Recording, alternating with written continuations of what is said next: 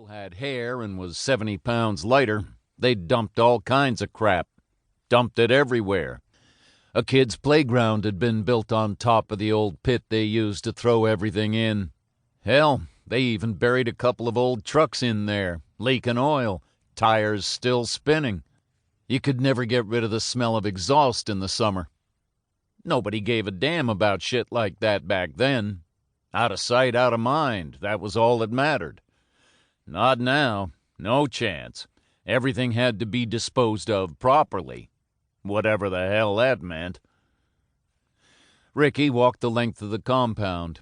It was the size of a football field, and by the time he reached the dilapidated warehouse, he felt it in his legs.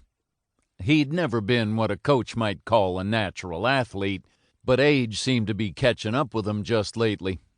Maybe Marcy was right about the deli. He unlocked the door to the warehouse, letting it swing inward on creaking hinges. It had been a year since he last came in here, the last stock count. He unhooked his flashlight from his belt and aimed the beam inside. More drums, more pallets stacked with shit nobody wanted. Most, if not all of them, had skull and crossbones printed on the side. Toxic, harmful, poison. The good stuff. He took a few steps inside. The noise was worse in here. The rain rattled against the roof like a bad drum solo. This was the stuff the company got twitchy about. They weren't too fussy about taking it in. The money was good, kept the place going. But it was dodgy as hell. Everyone who worked here knew it. Nobody had any idea what they should do with it once it got here. Let it rot away, probably. A couple of counties over, a town called Dead Crow had been wiped out when a waste plant discharged this crap into the river. Someone told them that half the town had been eaten by something, a creature that lived in the river. It was probably bullshit. Of course it was. But the point was, nobody had a clue what the stuff in this warehouse would do if it was dumped out there.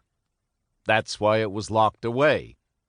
He flipped the soggy page on Pugh's clipboard and walked over to the light switch. 3 of the 9 strip lights worked. 1 fewer than last year. But nobody cared. It wasn't as if the place was used every day. He walked down the right side of the warehouse. There were a dozen more drums than his last check. He didn't know what they were. Didn't want to know. As long as the numbers added up, that's all that mattered. He reached the bottom end, counting using his finger to point at each container. They looked old, and he wondered how long they would last before the shit inside spilled out. Ricky shivered, moved along the back wall, and then started up the left side. More new containers had been dumped in here, all anonymous except for the warning labels on the side. That way nobody could trace where they came from. That was part of the deal, he was sure. The guys at the top were skimming money from the company. They took handouts and backhanders from places all over the state, all over the country, probably.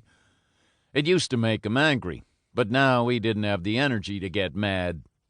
All he wanted was some peace and quiet, and, if possible, to get his lazy-ass son to move out of the basement and stop smoking dope all day. Fat chance of that. He walked quickly up the left side, thinking only about his deli sandwich and the coffee in the thermos. Another 10 minutes and he'd be back in the office. He paused. What was that? He checked Pugh's papers, leafing through the top few sheets. There were 3 extra drums in this section. He counted them again, pointing and then ticking on the paper. 16. There should be 16. So why were there 19? He rechecked the manifest again. Nope, he wasn't mistaken. There were 19. A smile spread out over his lips. Pugh had made a mistake.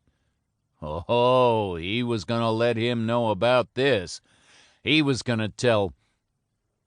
Ricky chewed the end of his pen. Pugh was the foreman. He knew the management.